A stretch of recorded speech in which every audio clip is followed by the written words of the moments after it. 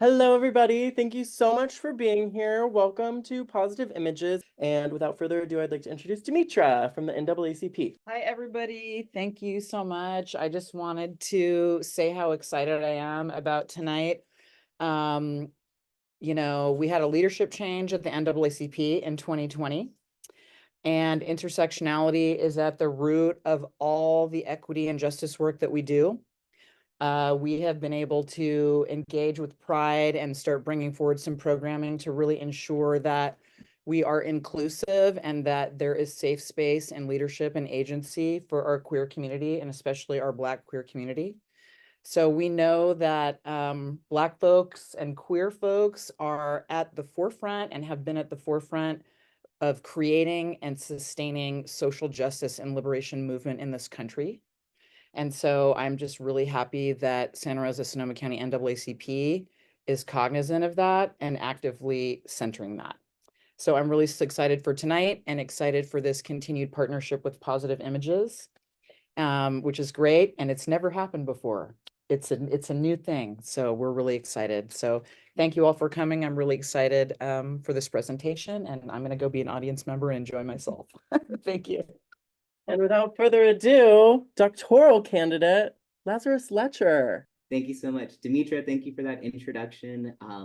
It is very special to me that the NAACP is partnering with queer and trans organizations and to be a part of this shift in Black organizing that is, as you were mentioning, recognizing intersectionality and how we all do better when we all do better. So thank you, Positive Images and NAACP Santa Rosa Sonoma County branch for bringing me in to speak today. So I am zooming in from Tiwa Pueblo territory, also known as Albuquerque, New Mexico, and it is 100 degrees here today. So I have many fans going. You might hear panting dogs. It's not me, it's dogs, I promise, but I am just so very jazzed to be here. So my talk tonight is Black Liberation is Queer Liberation. I'm Laz, I use they, them pronouns. I'm a proud member of the Black community, the queer community, the trans community, and a lot of what I study in academia is the intersecting nature of our liberation. I just want to wish everybody a happy Pride. For any straight and cis allies here today, happy Toyotathon. Thank you for being here. I know it's also a special time for you, but let's crack into it. I'm going to start my timer. I'm hoping that we have at least 10 minutes for questions, and I'm going to cover like 600 years of history, and it's possible. And I believe in me, and I believe in you. Let's do it. So let's go over the queer agenda for today. I just kind of like to do a quick straw poll at the beginning, but raise your hand if you learned two-spirit, lesbian, gay, bisexual, queer, intersex, and/or asexual history in your like K through 12 schooling. I'm seeing a lot of people chuckling. I'm seeing a big old thumbs down. I grew up in a small town in Indiana, which is a very character-building place to grow up Black and trans. And I know I did not learn a lot of this history until I was an adult. Something I've noticed teaching at the university and doing talks like this for organizations and corporations is that we can often have a shame response to learning history like this and ask ourselves, like, I can't believe I've made it this long in my life and I'm now just hearing this. And I really encourage you to actually turn that outward and ask, why wasn't I taught this? Who benefits from me not knowing that people have been teaming up for centuries in this country to fight oppressive structures? Because it's not all on you that you're now just hearing this. And I'm super excited that you might be learning some new things today. So today we're going to start with talking about the past and how and why these histories were hidden. I really hope that you leave today with a clear understanding of the connection of racism and colonialism to us LGBTQIA+ lives and issues. And moving forward, I'll probably be using queer and trans or people who lived and loved outside the binary, or if we knew how someone identified in history using that term. That is one of the fun, hard things of being a queer and trans historian, but we make do. And then I also want us to revel in current and past moments of intersectional badassery and dream of a better tomorrow. So I'm not going to be hammering a lot of statistics or definitions today. I'm mostly going to be getting my point across by telling stories, which is a long West African tradition.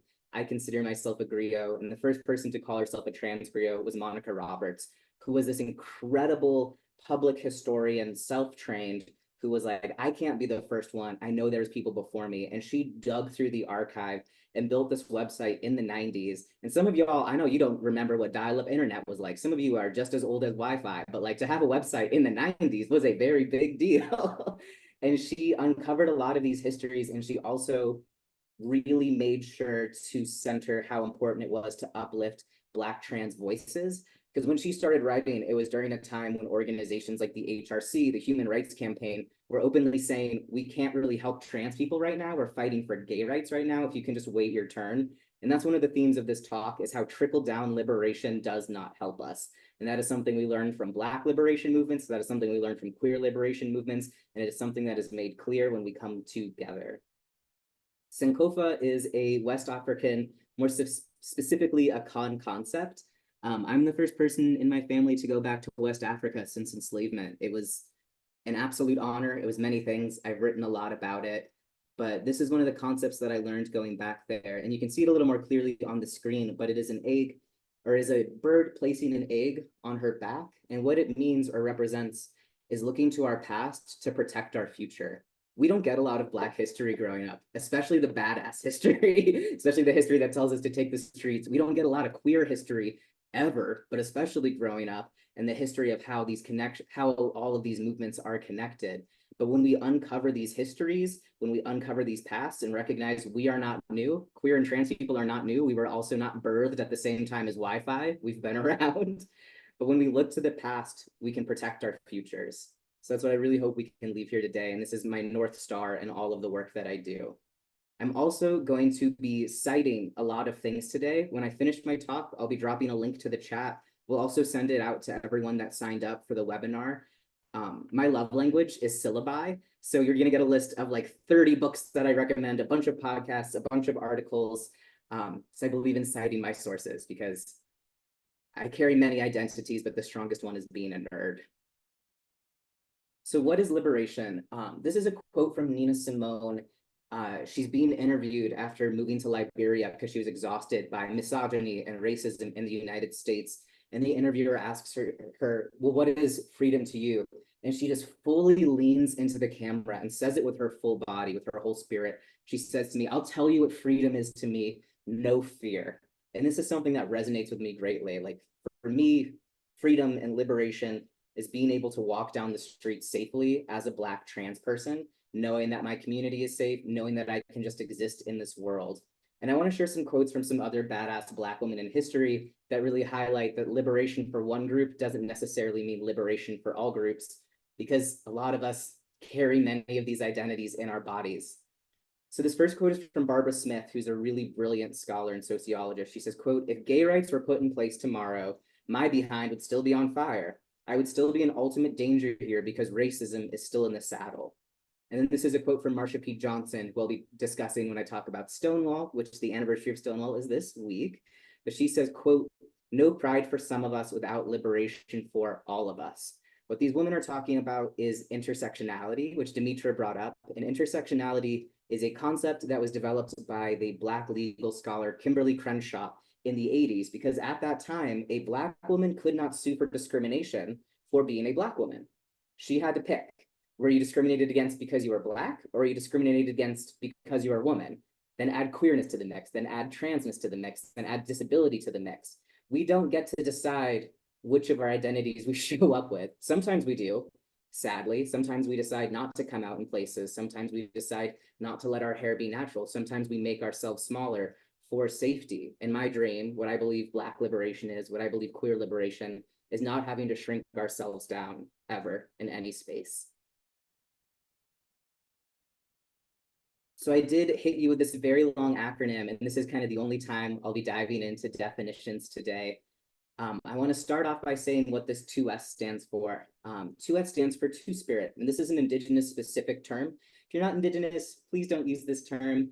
But one of my anthropologist friends says, you know, we often hear the phrase, this language died off, when it's more accurate to say this language was murdered, especially when we're talking about Indigenous languages in the United States. I live down in New Mexico, and a lot of the tribes here were able to retain their languages and the words that are specific to gender roles and identities that exist outside of the gender binary. The Navajo Nation or Dene folks have Nidle, and the Zuni Nation has Wewa, who is this incredible figure from the 19th century. She learned English very quickly and acted as a translator for missionaries, who then, of course, quickly stabbed her in the back. Within her culture, she was known as Lamana. I don't like to, that's a very specific gender role and identity and spiritual role to the Zuni people. A lot of folks today would consider her to be under the trans femme umbrella. How important was she to her community? She was a weaver, she was a potter, but she was also a diplomat, like an ambassador of all of the 19 pueblos of the Southwest to the United States. She traveled to Washington, D.C. in the 19th century and met with Grover Cleveland to fight for the sovereignty of her people. That's how revered people who existed outside of the gender binary have been in indigenous cultures all over the world, which makes, the attempt to erase us, I'd say, doubly damning. But this is Wewa. She was a baddie, and I like to begin all of my talks with her since I'm zooming in from her land. The term Two-Spirit was for indigenous communities whose languages were lost, who don't have terms like Lamana or Nedle to describe who they are and how they function within their society. It was developed in 1990 at a queer and trans indigenous conference up in Winnipeg. And I just love that it really honors the roots of not just transphobia and homophobia, but also, settler colonialism and that role that had in trying to hide our people. But we're still here. Two-Spirit people are still here. When I first came out, which was many, many moons ago, who's to say how old I am? Black don't crack. I did mention dial-up internet. That gives you some clues. But when I first came out, we were still using the acronym GLBT, and eventually we shifted to LGBT for a few reasons. One of them, again, being intersectionality, to honor the fact that lesbians face not just homophobia, but also misogyny. Some people have even started moving the T to the front, which I kind of like. We'll see if that happens, if that takes on. Another reason the L was moved to the beginning was to honor all of the work that lesbians did during the height of the HIV/AIDS crisis.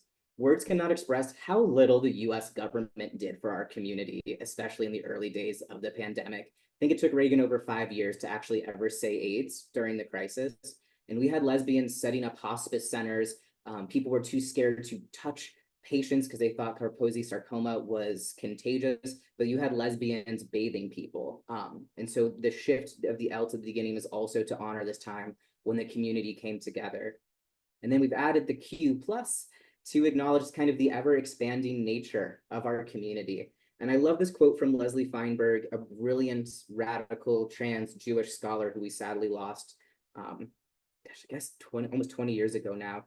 But Feinberg says, quote, "While the slogans lettered on the banners may change quickly, the struggle will rage on. We are constantly coming up with new terms. I love hanging out with queer and trans youth because I learned so much. And sometimes I feel like, a grumpy elder. I was like, well, back in my day, we didn't say it. We didn't have all these terms, but it's brilliant. And it's great that we are constantly evolving our language to better describe ourselves and our experience. Like, what an absolute gift to be part of such a malleable and growing community. And I try to be less crotchety. So I would like to thank the youth for keeping me hip and with it. Thank you for the thumbs up. This is a quote from the book Before We Were Trans, which is again on that book list I'll provide, that just does a really great job encapsulating what I'm going to try to drive home today. But quote, "Thinking about gender critically and expansively is a central and necessary part of any anti-racist project. This point isn't just relevant to history. Challenging Western constructs of gender in the present day is essential to challenging racism. To deny the reality of any genders beyond male and female is also to deny the reality of many genders that white people in Western Europe and the USA aren't socialized to realize, to recognize." Again, this book is really incredible. It's really accessible, and it highlights genders that existed outside the binary all over the world, not just what is now the United States and South America, not just Africa, not just Asia, but also Europe too. In almost every society, people like us have existed. So maybe talking about the creation of Blackness and the binary, because these mysteriously happen around the same time as history. Is that mysterious? No, all of these things are connected. A big part of my job, I'm kind of like the guy at the chalkboard with the red threads, and it's always racism and colonialism. So this is the door of no return. This is in Cape Coast in Ghana. I have been there. I will never know exactly where my family is from in West Africa, but as someone that is the descendant of the slave trade of people brought to the United States South, I know that I had ancestors stand here. And again, don't quite have words for what it is like to go back and to stand at that door and to say, we came back, we returned, or to fully explain the scope and the evilness of the slave trade. There's a lot of books on that list that I encourage you to read, and one of them is Black Shoals, which is a book by Tiffany Lethabo King, where she argues about putting Black studies and Native studies together to fully understand the scope of the creation of the Americas and of race and of gender. You might have heard of the 1619 Project, or heard that year thrown around as the year that African Americans first were brought to the shores of what is now the United States. And that's not quite right.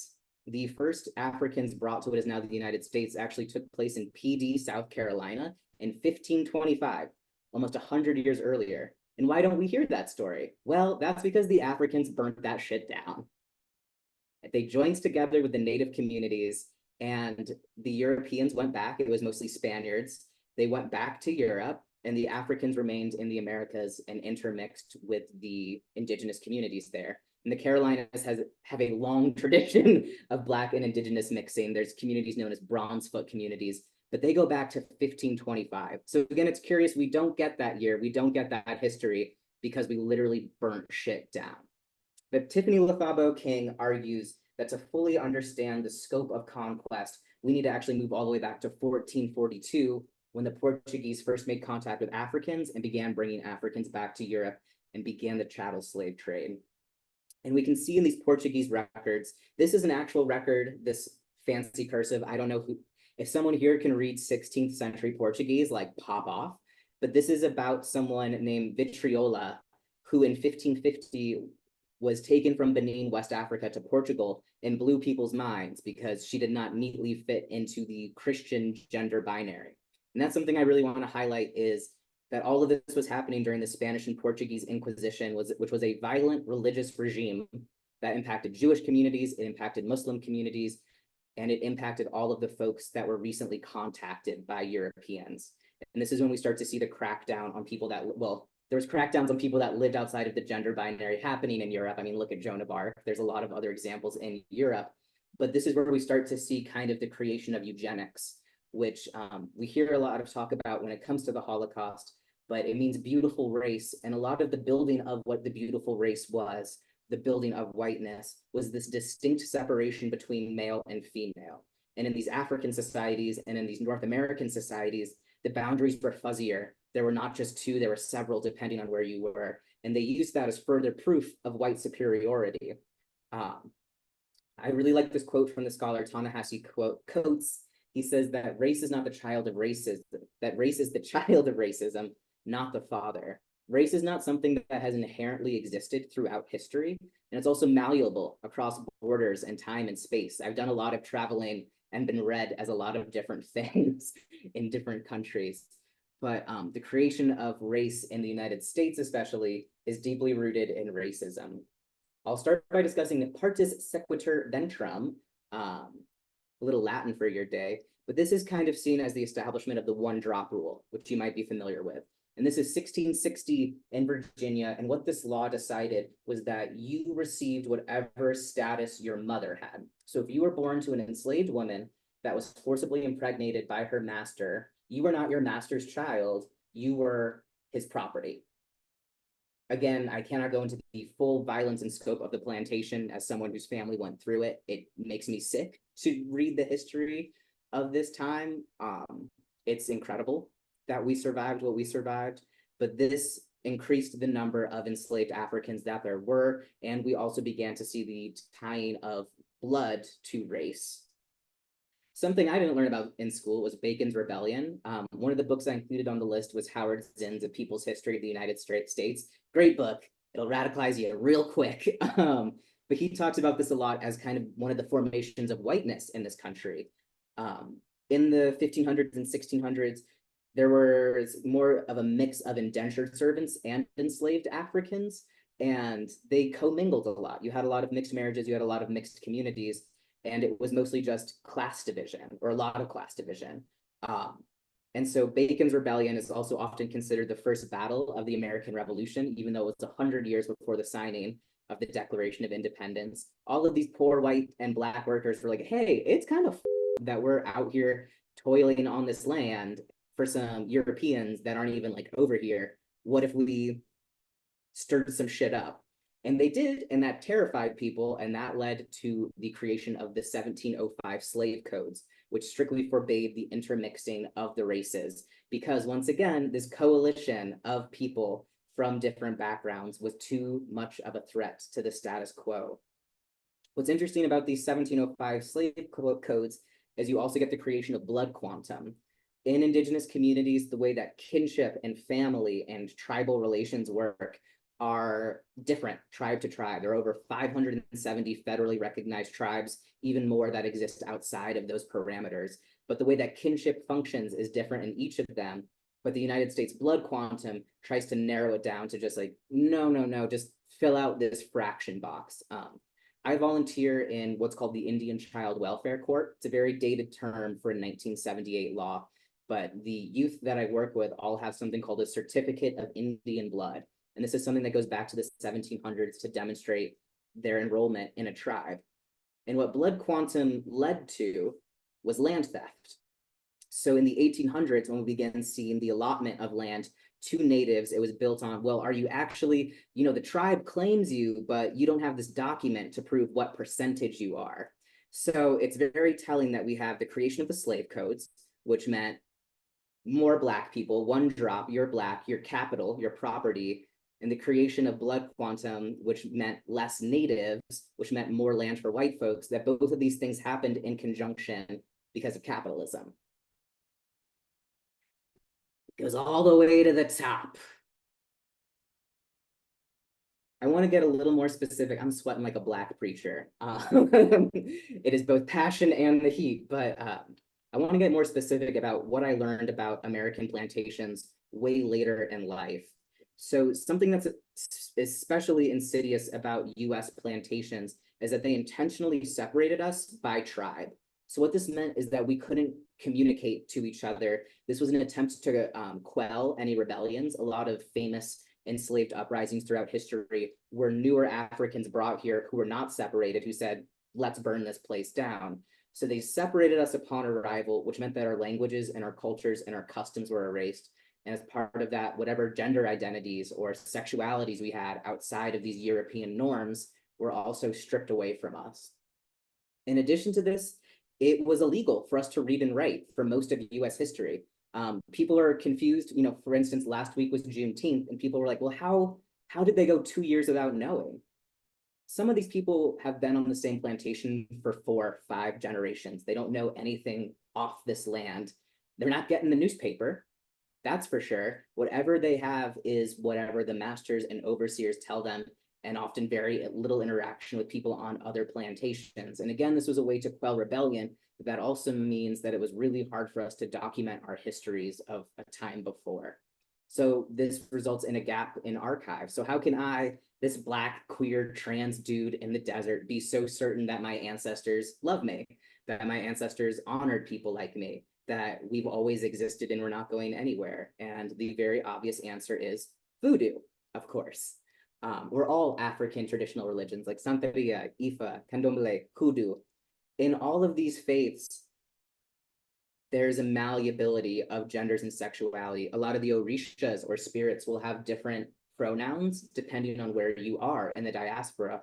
One of the Orishas I work with a lot is called Olokun, and I think they're the most gender malleable of all, and they are responsible for taking care of the bottom of the ocean. So they're the one that's nurturing all of those Africans that chose the sea over enslavement. And I love that they've got this kind of trans elder, this very gender fluid spirit watching over them. And this is a quote from the book Azili's Mirror, which is a great Black feminist perspective on voodoo with like an amazing chapter on Whitney Houston. Really recommend it. But what Tinsley says is, quote, most importantly, maybe both gender sexual formations suggest crucial contours of the world understandings of Africans across the waters, suggest everyday ways that things the West binarizes, male, female, traditional, modern, sacred, profane, can do flow in and out of each other. in voodoo and Santeria ceremonies where someone is mounted by a spirit. The spirit doesn't care what is on your birth certificate or what pronouns you use. You are fully the gender of the spirit that dives into you in that moment. There are these moments of gender fluidity and sexuality throughout ceremonies. This is an image of someone that's known as Masisi in Haitian culture, and Haiti is the birthplace of voodoo and also the place of the largest overthrowment of plantations. Really encourage folks to look up the Haitian Revolution if you're having a bad day. But this is from the documentary Of Gods and Men, following these folks who, again, the term they use is Masisi. If I'm going to be a gross outsider and try to assign things to them, like, you know, some of them identify as effeminate gay men, some of them identify as trans femme. But what matters most is that they're revered within their cultures. Even though it's illegal to be queer and trans in a lot of these places, there are still pockets where indigenous faith prevails and we're revered. What's also interesting about the term Masisi, it's Haitian Creole, which is a mixture of French and West African language, but there is some belief that Masisi is also where we get the term sissy from in the US South, both as a term of, you know, degradement. It's used as a term of endearment in my community, in my Black queer woods, but just interesting some of the ways that our African indigeneity is able to sink through, and also this reminder that we are spiritual beings. We do have a place in the movement and our voices matter. So I'm going to get into my stories now of some Black queer icons throughout history who really demonstrate that Black liberation is queer liberation, and these two can never really be disentwined, and the dangers of what happens when we try to untangle them.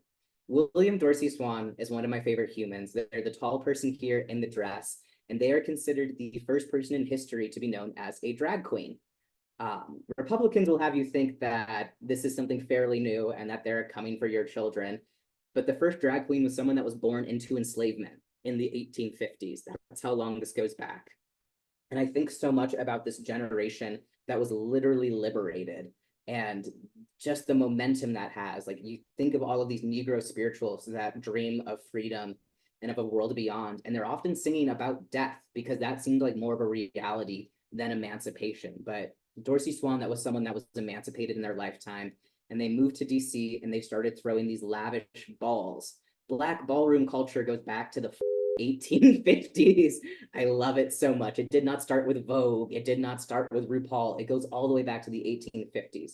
And I just love this thought of these communities of formerly enslaved people. Enslaved Africans, we often couldn't even choose our names. We were named like pets by our owners. We were often separated at the auction blocks by our family. So we have these queer and trans formerly enslaved people building their own families in big cities, naming themselves and dressing themselves in the most lavish outfits possible. Like, you know, you couldn't choose what you wore on a plantation, and then 15 years later, you are wearing the most ornate silk gown and pearls. Like, I just love this.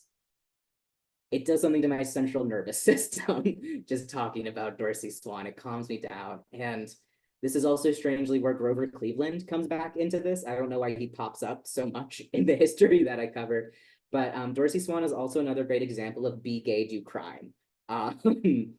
Dorsey Swann was arrested for stealing books from the library. Like, you could have checked them out, but I get it. Maybe he was in a rush, and was teaching his community how to read. Because again, this emancipated generation, a lot of them were the first ones to become literate in their family. And Grover Cleveland gave him a presidential pardon, like the highest pardon in the land. It was like, it shouldn't be a crime to teach your people how to read. So we love to see it, but these balls, this liberatory space of expression, but also these hubs of mutual aid where we were helping each other, we were teaching each other to read.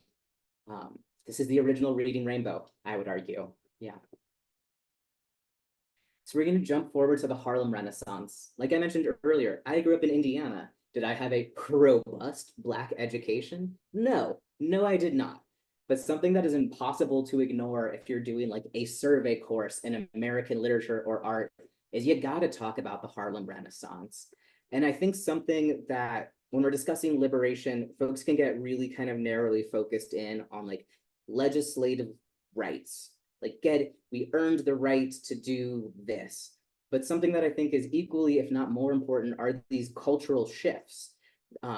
Amara Jones, who runs Translash Media, I was just listening to their new episode today. I've included all of that in the syllabus, of course. but was talking about how important it is to share our stories, to share our humanity. Like that is one of the first steps in creating change. I mean, you can push all the legislation you want, but if people don't think you're human, is it going to actually work? So the Harlem Renaissance marks one of the first times that a lot of white people were seeing Black music, reading Black literature. And what's also really interesting is that the Harlem Renaissance was gay as which I did not learn in school. I was already paying attention because I was nerdy, but I would have paid like a little more attention had I known how gay it was. This is a picture of Gladys Bentley. Demetra and I were talking about this a few weeks ago, but Angela Davis has this amazing book about Black women and the blues and sexual expression. And so many of these folks were queer as hell. I mean, Langston Hughes, Gladys Bentley, Nina Simone, Billie Holiday, just the name of my dog, Claude McKay, just pretty much anyone you could think of. And I loved this quote about the Harlem Renaissance. I was like, why wasn't it a bigger deal that all of these people were queer and trans? And again, the folks in the Harlem Renaissance, a lot of them were first generation born free in their family or second generation. And again, kind of riding this liberation high. And they're saying, honey, nobody was in the closet. There wasn't any closet. And I just love that. Like, why need to come out? And I love this article clipping from the time. Pansies cavort in most lovely manner at that annual Hamilton Lodge ball. Lads turn lassies for evening with silk gowns and frills. So Dorsey Swan's ball culture continues. We're still using balls. We're still seeing people dressing how they want to dress and looking fabulous. And we're seeing people clutch their pearls in response. The Harlem Renaissance was a beautiful time of Black expression. And it kind of shifted, you know, it was a lot of like Black expression for Black folks. They would throw rent parties, which is another form of mutual aid. Okay, everybody, we're doing a party at my house. We're going to sell booze. This kind of dipped into prohibition. We're going to sell booze and then we'll cut what we make to pay our rent.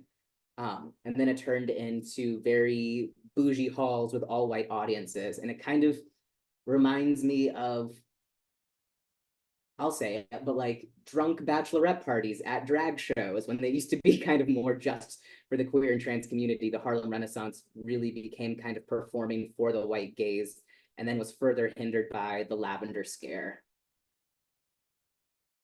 So this week is the anniversary of Stonewall, which is why we celebrate Pride in June. But of course, that is not the first time that queer and trans people fought back.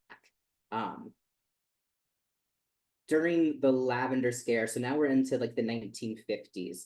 This is part of McCarthyism. This is part of the Red Scare. This is part of us being afraid of the communists. And there was this belief that queer and trans people were especially susceptible to being like lured by communists.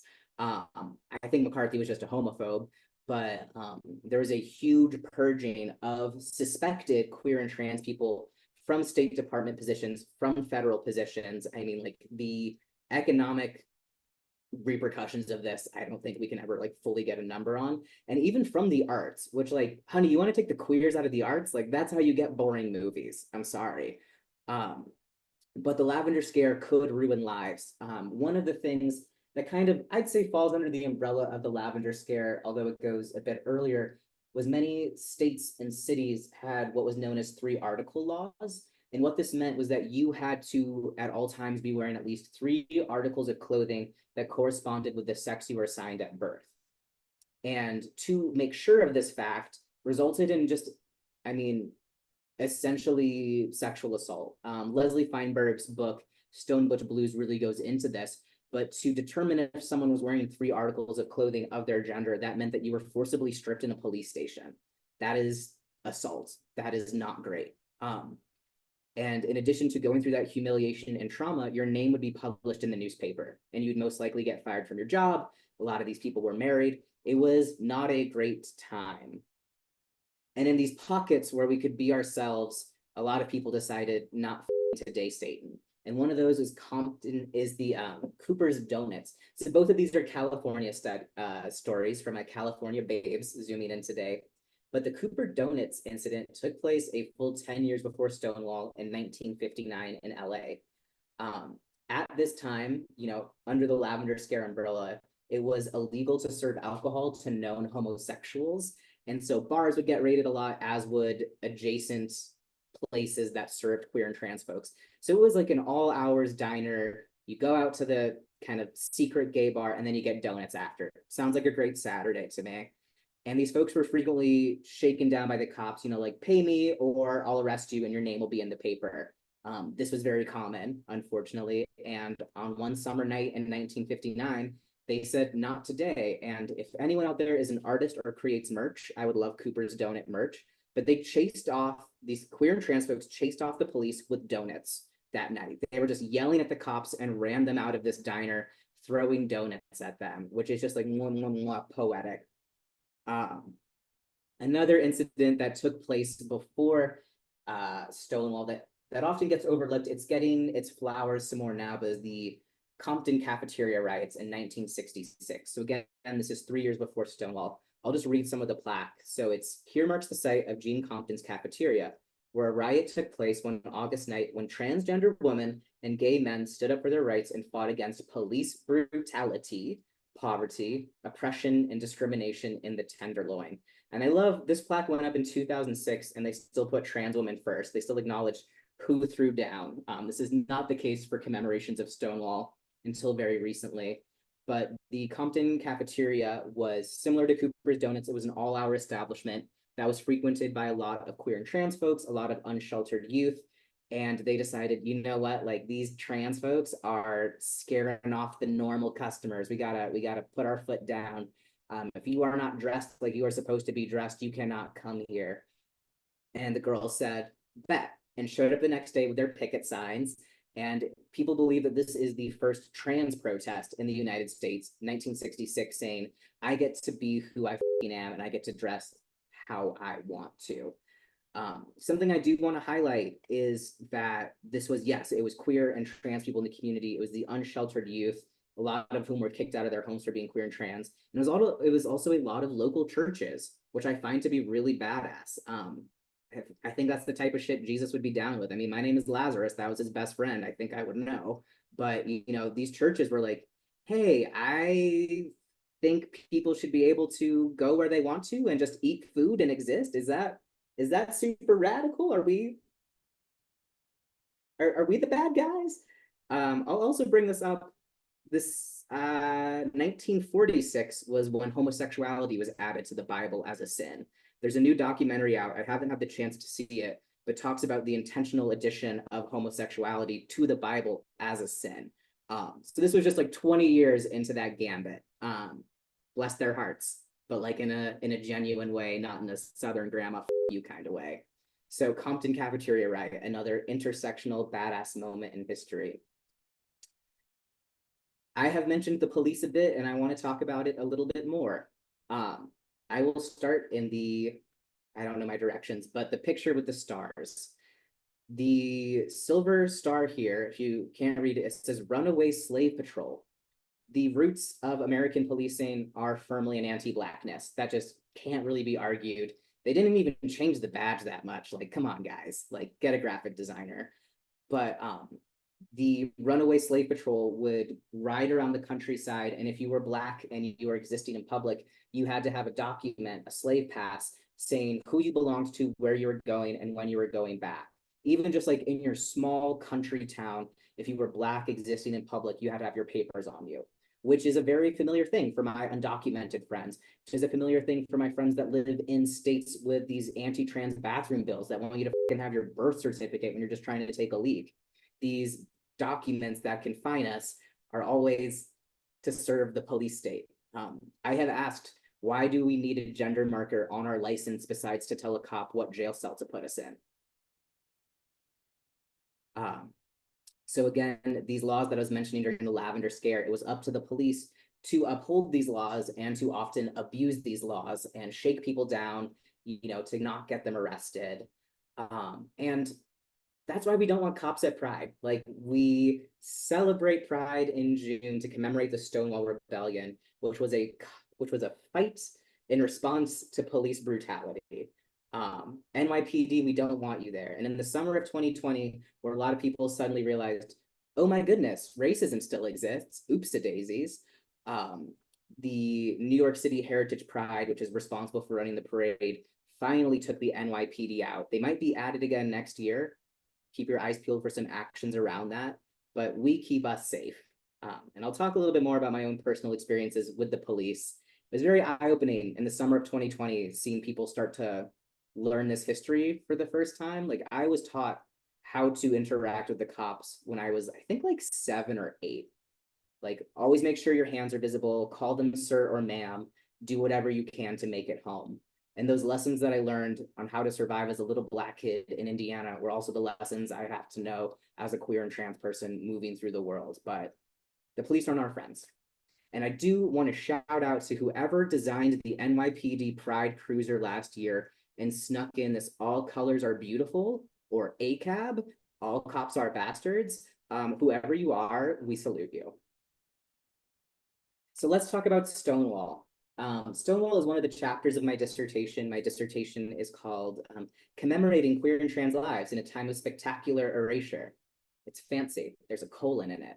But in my chapter on Stonewall, I've found it the most useful to view Stonewall through a lens of folklore, because there are just so many conflicting stories about what happened. There were no cameras there the first night of Stonewall, which was June 28th, 1969.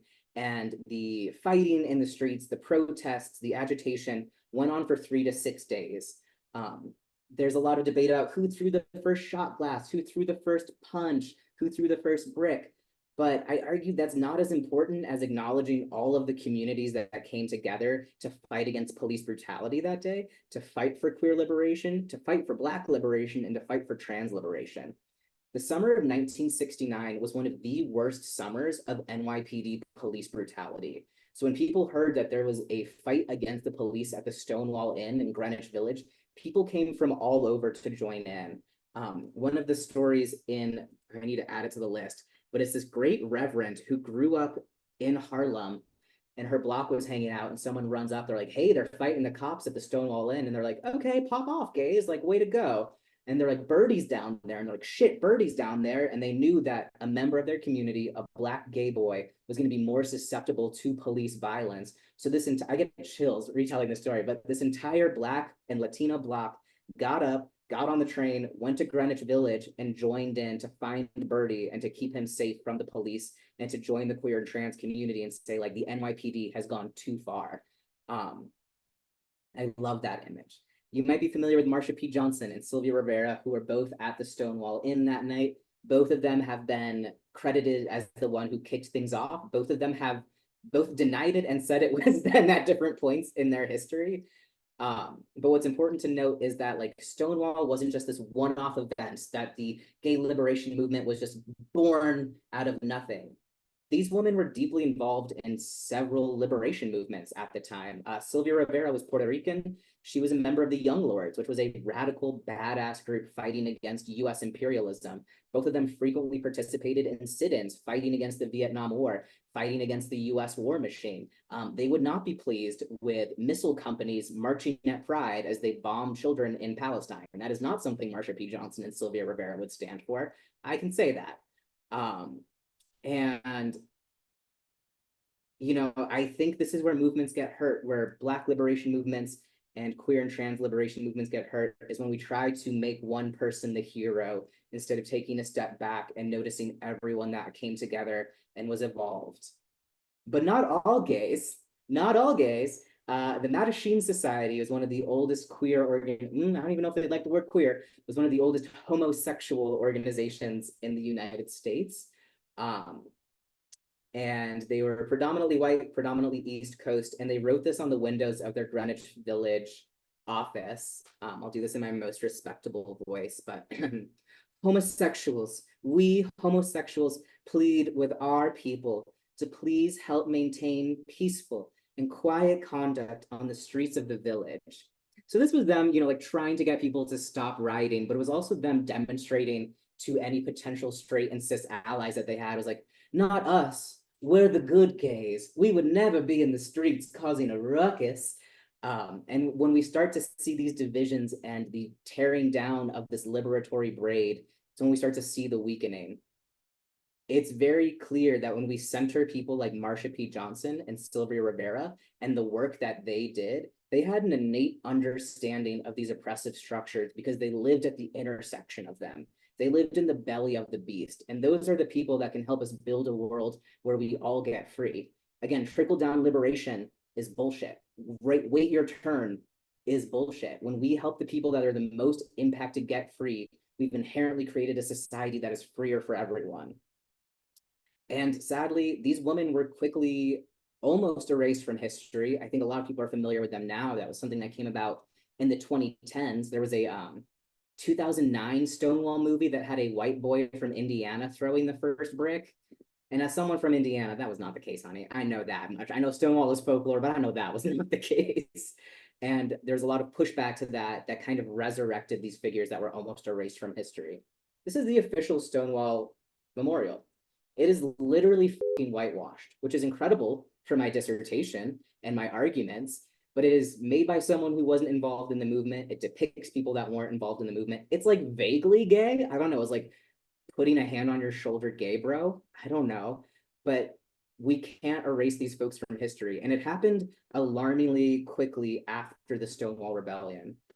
So after Stonewall, they commemorated that night with the Christopher Street Parade, which is now Pride.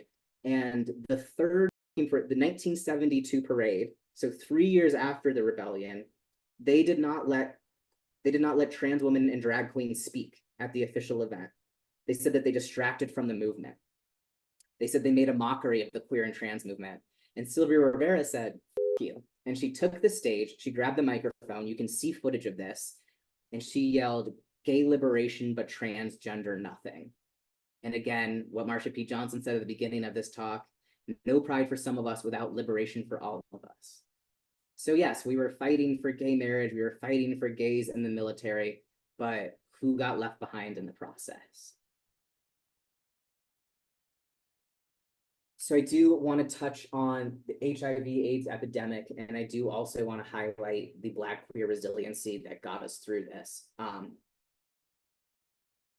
I'd recommend both of these sources of media for kind of depictions of how the ballroom culture helped people not just survive during this time, but thrive. Like kept queer and trans kids fed, but also kept queer and trans kids in fabulous outfits. And again, just another demonstration of Black queer culture pushing the needle and pushing our way into white homes, into straight homes, and making our contributions to society impossible to ignore. I mean, Warhol was infatuated with us. Warhol took pictures of Marsha P. Johnson, thought she was one of the greatest living artists of their time. But this is something that dawned on me doing this work, because I hear so much like, well, there weren't queer and trans people when I was growing up. Like, why are there suddenly so many queer and trans people today? And that's because we lost almost an entire generation, and we don't talk about it. I did not learn about HIV/AIDS in school, barely at all. And I grew up with a single out queer adult in my life. Shout out to my high school German teacher for being like the one ray in my life that demonstrated to me I could have a future. But it might seem like our population is suddenly so huge when the government did nothing to stop us from losing almost an entire generation. And I also want to highlight, you know, in the 1990s, when AZT, the first retroviral, came out, that you know, it was called Lazarus syndrome, actually, interestingly enough. Like some of the first patients that received these retrovirals, a lot of these dudes had like maxed out their credit cards, cut ties with people, fully accepted that they were going to die, and then they received AZT and they're like, oh, I'm going to live another 40 years potentially. And this kind of in-between place of coming back from the dead. And in the 90s, an article came out that was like, AIDS is over. And people quickly pointed out, well, that's not the case in the Black community still. And even today, the Black, trans, and queer community still has the highest rate of new infections every year. And these organizations like Gilead, this multi-billion-dollar company, still hasn't quite figured out how to get us the help that we need. And had we been centered from the start, had we centered the most oppressed of us, we could have ended this epidemic a lot sooner. And part of the reason the pandemic stretched on for so long was because of homophobia, was because of transphobia, and was because of racism. But, you know, we'll never fully understand, especially like what a hit the arts took from this pandemic. And I want to take the opportunity again to say the government for not doing more sooner. And this image from Pose is a replication of an ACT UP protest. ACT UP is still active all over the country, doing incredible intersectional queer and trans work, and really pushing back against these pride parades that are taking gross military and corporate money. But this is not what the Mattachine Society wanted, right? The Mattachine Society didn't want us out here causing a scene, but what do you do? What else do you do, right? So we're going to continue on a bit of a bummer, but I promise to lift you up. It's a fucking scary time to be queer and trans in America right now. Like, that is not a secret. And it has long been scary to be Black and trans in this country. My master's thesis was on Transgender Day of Remembrance, which is a commemoration that we hold every November to honor the trans folks that we've lost to anti-trans violence, and I would argue in a lot of cases to anti-Blackness. It's in honor of Rita Hester, who was murdered in 1999, whose murder is still not solved. And something else that we try to center on TDOR is the violence that continues even after our deaths. So, you know, Rita Hester being dead named by the police, being dead named on her tombstone until community members stepped in, all of these extra violences that happen to us. To me, it reminds me a lot of the legacy of lynching. That's a lot of what my dissertation is looking at anti-queer and trans violence through the long arc of lynching in the United States. Every year that we've collected data has been the deadliest year on record for trans people in the US. And when we read those names, every Transgender Day of Remembrance, 80% to 90% of those names are Black trans women and femmes. Again, just demonstrating the most oppressed of our community. And when we center them and when we center their leadership, I think that's when we're finally going to start to see some of these things change. The last 3 years have been the years with the most anti-queer and anti-trans legislation that we've seen, even since like the fucking Lavender Scare. And a lot of these laws are aimed at, you know, protecting our children.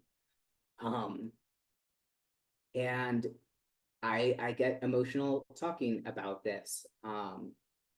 Because this has, you know, these aren't just numbers to me, these aren't just names to me, this was also almost me. I am a Black trans murder survivor. This image in the bottom is my home, is my property. This Airstream trailer saved my life. On June 3rd, 2023, my next door neighbor fired an AK-47 8 times at me as I ran for my life through my backyard, and the shots tore through this Airstream and past my head. These are not just hollow statistics to me. These are not just empty words on Fox News. These have real world consequences. The way the police treated me after the shooting, not great. The way the court system continues to misgender me, continues to refuse to count this as a hate crime, even though he said that he did it because I was hiding children on my property, which seemed pretty similar to what Fox News has been parroting, that, you know, we're coming for your kids. But the violence that our community experiences is not a joke. And, you know, it's been amazing to see this increase in visibility. I think it is so important. Like I was talking about with the Harlem Renaissance, getting our stories into homes and proving our humanity is so important. But at the same time, I mean, this is the reality of what is happening. So you might be wondering, like, Lazarus, how on earth do you maintain any sense of hope as someone that studies these things and as someone that is a murder survivor? And that's because I follow the advice of the great American philosopher Fred Rogers, also known as Mr. Rogers. And what he teaches us is to look for the helpers. And y'all coming here today, you're part of this group, you're part of these helpers, learning these histories, bettering yourself through education, understanding how our oppression is connected to better liberate us in our lifetime.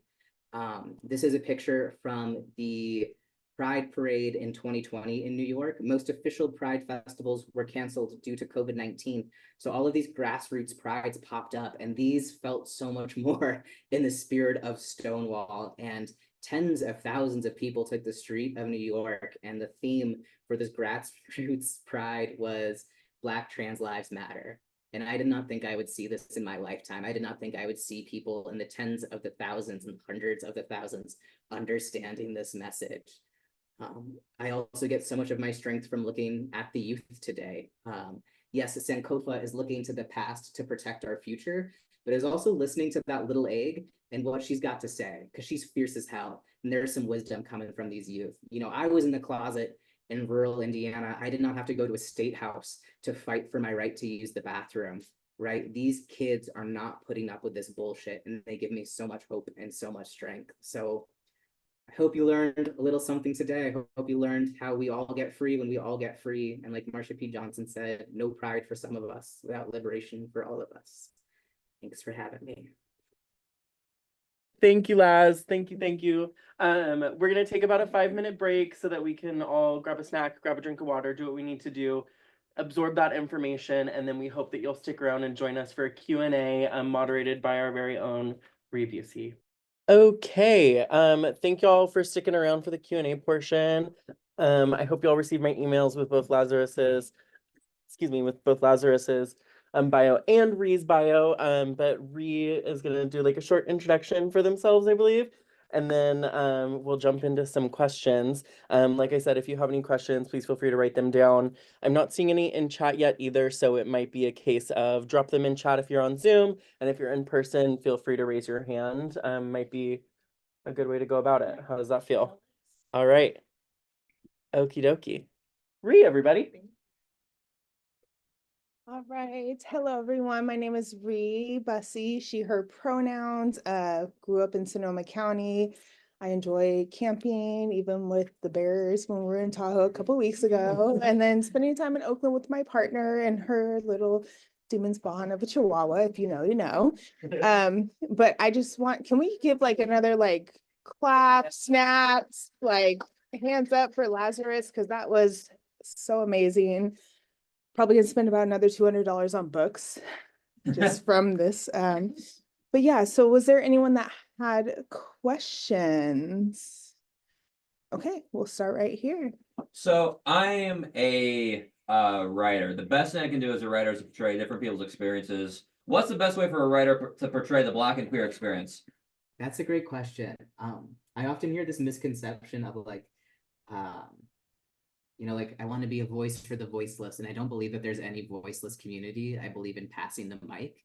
So one way to go about it is maybe, like amplifying Black and queer people that already exist. Like I share a lot of quotes in my talks for a reason, and, and building off of that. And like, I've seen some decent examples of, white folks writing these stories that are grounded in reality in a great way. One scholar I would recommend that doesn't necessarily center the Black queer experience, but centers queer Indigenous experience and has been a big part of queer Indigenous studies. And he's on this big old list that I sent out, but is Scott Morganson. He does a really great job on reflecting on his own whiteness, on his own identity as a settler, as a queer person, and how can he help uplift people who are more affected by these structures of harm. He's a really great example that I can think of off the top of my head of someone doing similar work. Great, thank you. And then we have another question in the chat. What has been your experience navigating academia, and has anything helped you in your navigation? Okay, my first reaction to that was like start singing Negro spirituals to myself. Academia as a minoritized person is not super fun. I think I'm going to be the first out Black trans doctorate from my university, which is a very big college that has existed since the 1800s. Something that has helped honestly is community. I worked at the LGBT Center at my university for a long time, and meeting other queer and trans grad students was really essential, especially early in my career, to not losing my mind. I just gave a talk last week to some Mellon undergraduate fellows who are like in the process of applying to grad school, and it was deeply healing, telling them everything I wish I knew before academia. Something that's been extremely beneficial for me is taking my work outside of the ivory tower. Like a lot of what I talked about today is stuff I learned in school, but it feels so much more powerful and uplifting to share it with community. And I will admit, early in my academic career, I was like, I am the hottest shit ever. Look at me. I'm in grad school. I'm so young. I'm so smart. I have to be the smartest person here. And then like meeting people in community that have actually been doing the work. And I'm like, oh shit, that's that's what's up. You've got that deep learned wisdom. So also like getting outside of the academy has been very great to keep me grounded and to make sure that my work actually benefits my people. Like if I'm doing a talk about Black liberation and queer liberation and my own community can't understand me, then like what's the point? And I see that a lot, especially in queer studies and academia, where I'm like, why do I have to look up every other word in this article? Who are you trying to impress? So I try to make sure, like, my litmus test is like, can my 67-year-old Black dad in Indiana understand my version of trans theory? If he can, then I'm doing the work. So just like staying grounded, not being a silo, and like saying F you when you're being tokenized, because I did so much free labor for my university. Yeah. Thank you so much for that. I can definitely relate to that working in higher education. Do we have any, okay. Oh gosh, okay. We'll start with Demetra.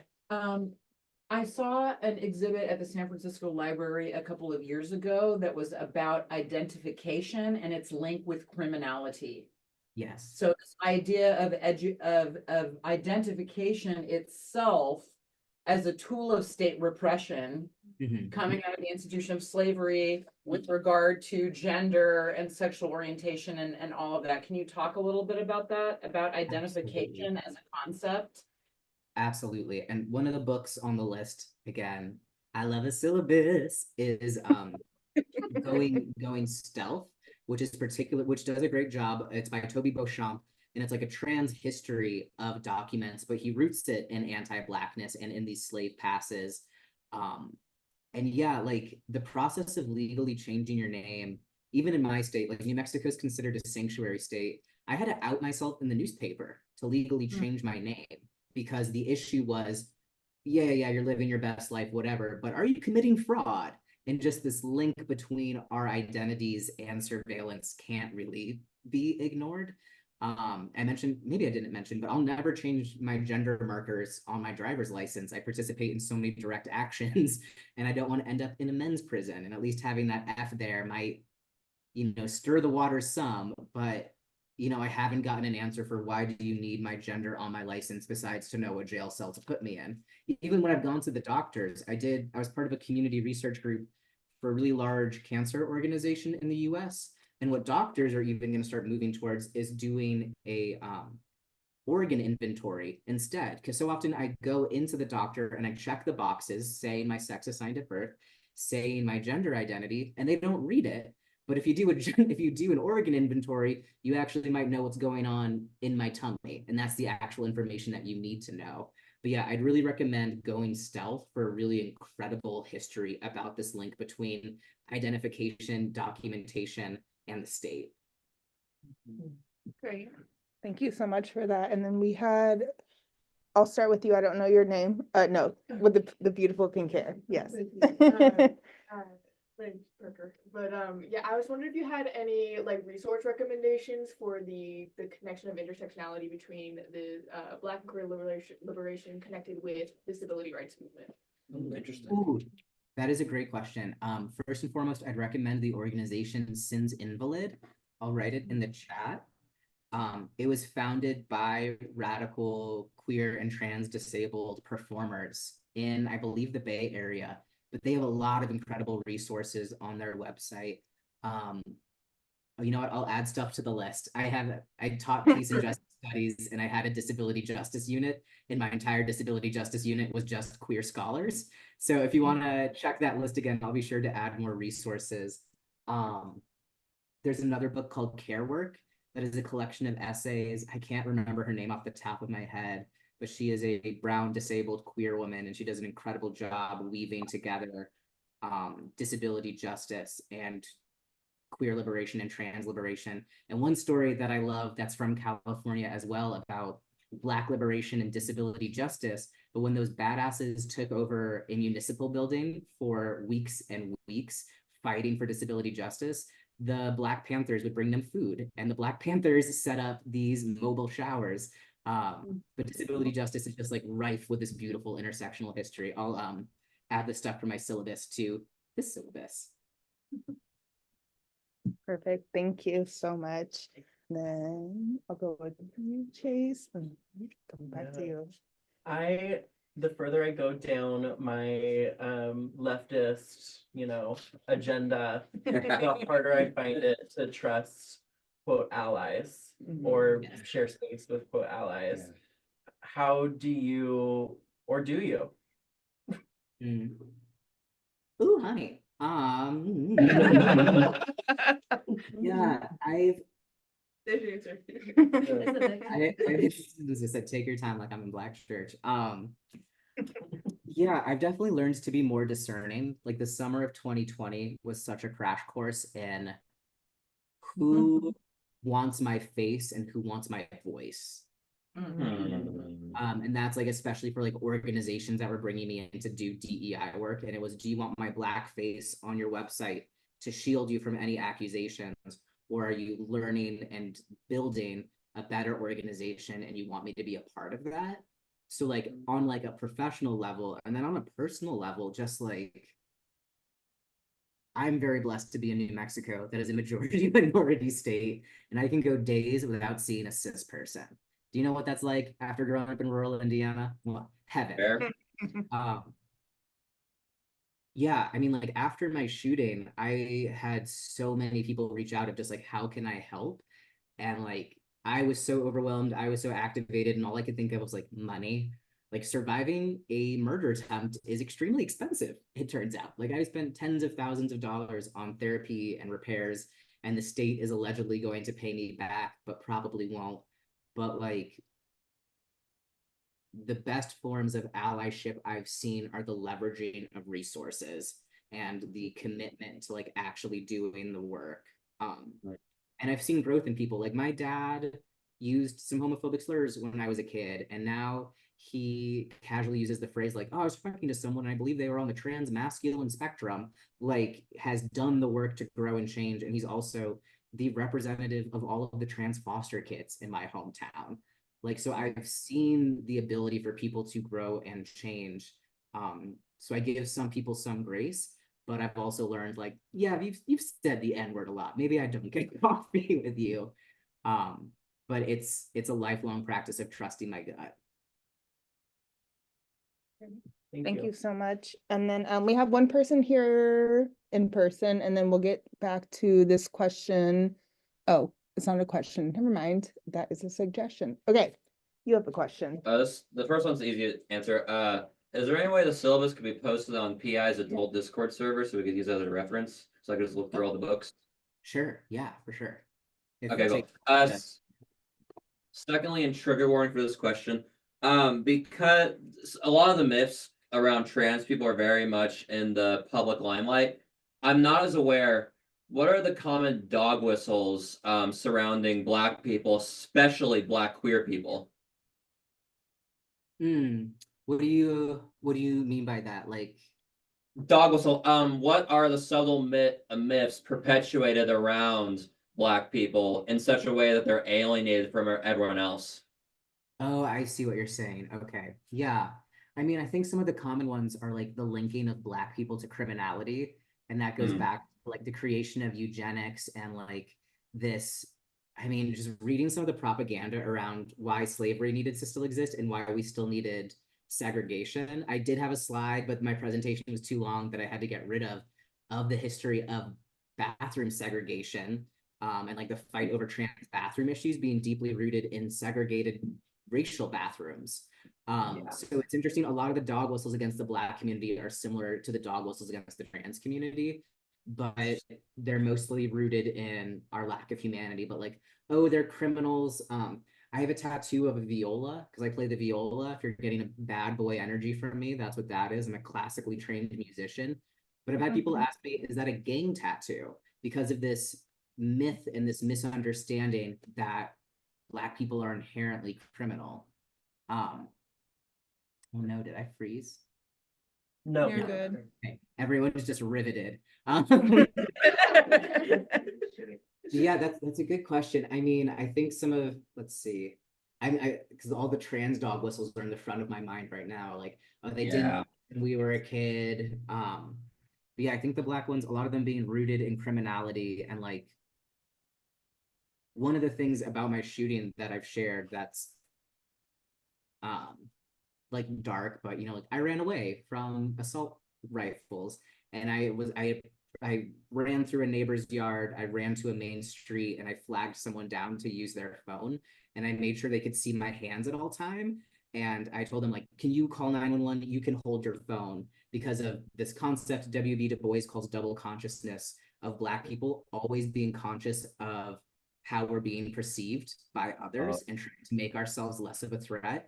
So I had just survived a murder attempt. This was maybe 90 seconds later, and I was still cognizant of, I'm not trying to rob you, because I know that's what I'm a Black person bleeding and barefoot on a main street in Albuquerque, and I don't want you to perceive me as a threat.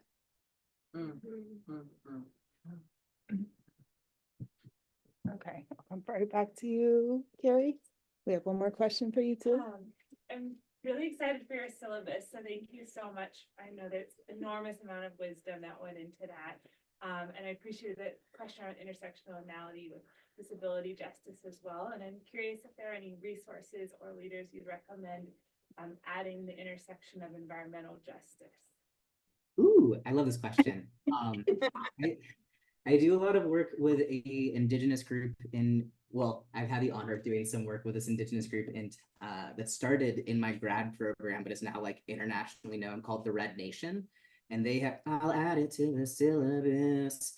It's this ever-growing monster. But they wrote something called the Red Deal. That's a really incredible analysis of rooting environmental justice into the concept of land back.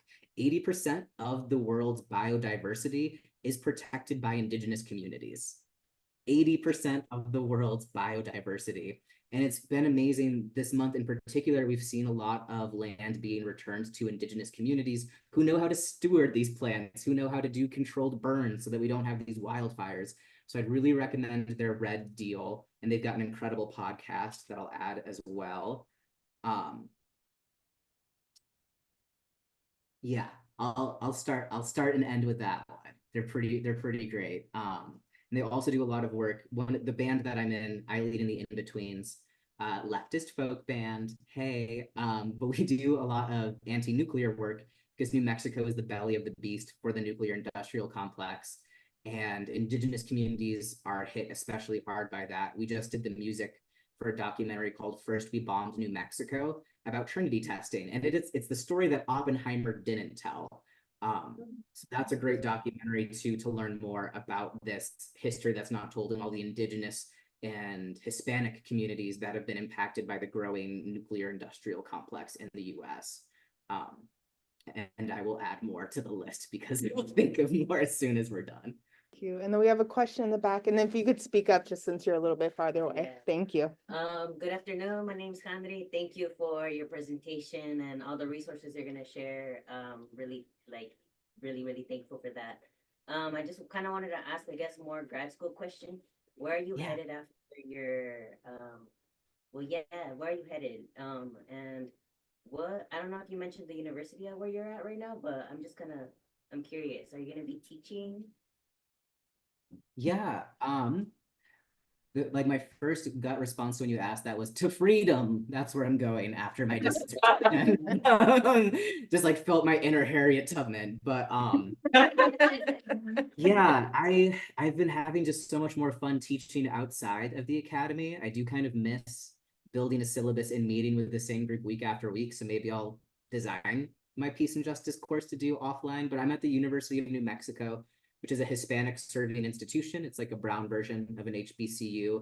And something that's rad about UNM since I got here is that Transgender Studies Quarterly, which is the largest trans studies journal, has moved to my university. So it's very interesting. Like my first few years in academia, I was the only trans person, and now we're just like teaming with trans people, which is an amazing problem to have. I might continue on in academia, but it's yeah, I mean, like the system hasn't changed a lot since like the 1500s. Like we're still out in these streets in wizard robes at graduation, and like the tenure system has been really gross at my institution. I've seen like a lot of abusive people be protected by it, and I've seen a lot of brilliant scholars be denied the protection that tenure offers. So I'm not sure what my relationship is going to be like with academia moving forward. I'm hoping that my dissertation will become a book. I ironically had a chapter of my dissertation dedicated to gun violence and queer and trans people, and it got a lot more personal. But I'm hoping to continue to teach in a more accessible manner outside of the ivory tower. All right. Okay, and we got another question right here. Go ahead. Is there a place we could purchase and read your dissertation? Ooh, yeah. I very selflessly and casually did include some of my own articles on the syllabus that I created, the ones that are relevant. But yeah, my master's thesis is on there, which is the one about Transgender Day of Remembrance, which will be a chapter in my dissertation. And once my dissertation comes out, I'm gonna leak the PDF. It's gross that like the things that I've written for academic journals, some of them I can't even access, which drives me nuts. Like who this article about like Black queer liberation that's like pay $5.99 to access it. Academia drives me nuts, but I hope to turn my dissertation into a zine and or a book when it comes out. Maybe next year. I don't know. That's in God's hands. So. Great, thank you. Is there anyone else? Okay, another question right here. So I talk about academia. How much is knowledge, essays, whatever have you, kept behind a paywall to keep knowledge out of the hands of minorities? Oh, so much. I saw that there's like a great meme. There's like a famous article like, can the what is it? But it's like, can oppressed people speak? And it's like, find out for $29.99. Yeah, it's so weird. And I know so many scholars where like the times when I've not been in academia and I haven't been able to access an article through like my library system, I've had so many scholars there's like, yeah, here's the Google Doc. Like I'm not getting residuals from this article on a website. Like, here you go. And then, you know, like I've written articles for queer websites like Autostraddle and them. And like the first time I got paid to write, I was like, what? This is crazy. Oh, not crazy. This is wild. Like, this is an essay I wrote for class that I cried on, but you want to give me money for it? I don't pay you to become a member of this institution to publish this. But yeah, I do love, I feel like COVID kind of kicked off a wave of more accessible education where Zooms like this were happening, webinars like this, people are starting more online book clubs, because academia is not the end all be all of knowledge. And it shouldn't be. Absolutely. Thank you. Is there anyone in the chat that has any questions? I'm not seeing any right now. Okay. Doesn't look like it. Anyone else in the in-person audience? Just thank you. Thank you. Yes, Yeah. thank you. Yes. Oh, I actually have a question. Can we do things like this again? Yes, absolutely. Hell yeah. Do you have a question? Oh, we have one more. We have another question. Hello, my name is Roni Mad. I work here at Positive Images. Thank you so much I'll turn it. for being here virtually. I'm not entirely sure how to phrase my question, but just from your academic journey and from hearing the hope you get from our younger generations, what's something you envision for a collective liberation? You know, there's a lot of lessons, a lot of teachings from our queer and trans ancestors, and I've been doing some reading myself, and I've been like kind of pondering this question. So just a question to offer. That's good. Yes, thank you. Yes, something that I'm really interested in is Afrofuturism, which is like a Black Oh, art form that's existed for a long time. I was like, oh, I see you're familiar. I see you're familiar. But this like Okay. this fantastical dreaming of a future, like I was talking about, like with enslaved Africans and like my degrees are in music. I've studied a lot of music, especially of my people, and like spirituals are so depressing. And they're like, best case scenario is we go to heaven with Jesus. Like, how radical it is to imagine these futures where we are free. So I get so much of my hope from Afrofuturism, especially Octavia Butler, who is a Black queer writer. Homegirl is not just a writer, though. She was a prophet. Like in one of her books, she talks about a megalomaniac fascist president whose slogan is "Make America Great Again," and she wrote that book many decades ago. So I find a lot of inspiration in sci-fi, but like some of the things that I think are tangible in my lifetime is I'm seeing more like LGBTQ orgs putting Black trans women and femmes in leadership. I think that is essential for moving the needle forward. I'm seeing a lot of Black organizations co-sponsor events like this. This would not have happened like 10 years ago, 20 years ago. I am starting to see these coalitions coming together down here in the Southwest.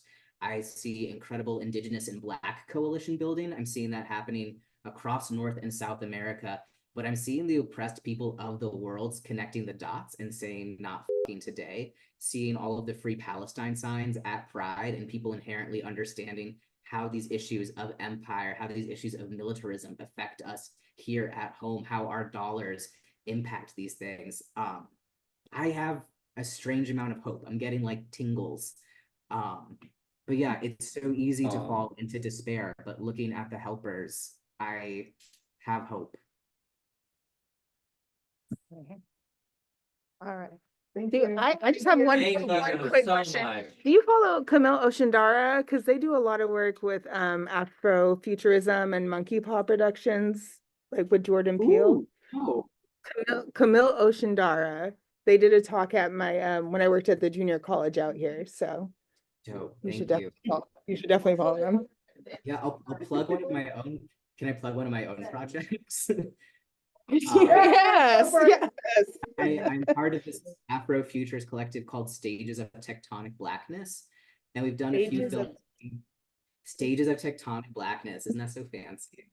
And we've done a few like long ritualistic performances about the relationship between Black bodies and the land, being the descendants of a stolen people on a stolen land. And like our first one was about, being in the belly of the beast of the nuclear industrial complex, and also unpacking the nuclear family and the creation of the nuclear family and all of the repercussions that's had as queer, intersex, and trans Black people.